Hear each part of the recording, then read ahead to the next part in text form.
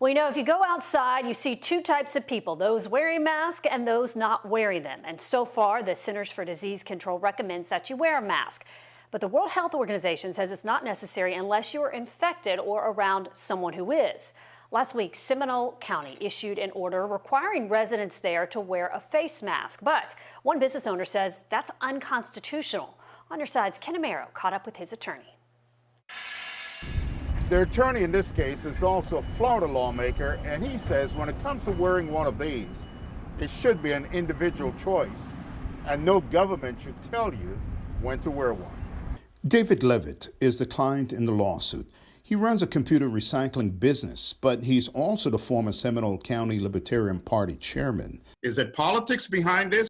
For weeks, Levitt used his social media accounts to fight to reopen Florida.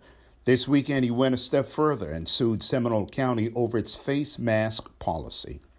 Does your client plan to wear a face mask? No. Attorney Anthony Sabatini says 11 days ago, Seminole County issued an executive order that requires business owners in contact with the public to wear face masks. Their executive order says that if you're within 6 feet of a customer or a person you're working with, you have to wear a mask.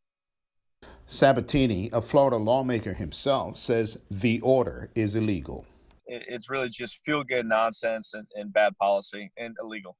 Jay Zembauer chairs the Seminole County Commission. He told On Your Side the lawsuit has no merit.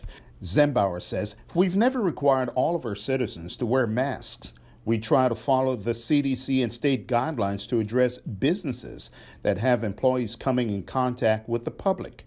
We are prepared to fight this lawsuit 100%. Sabatini is asking the court for an emergency injunction to stop enforcement of the executive order. No government's ever made people wear masks in their own businesses.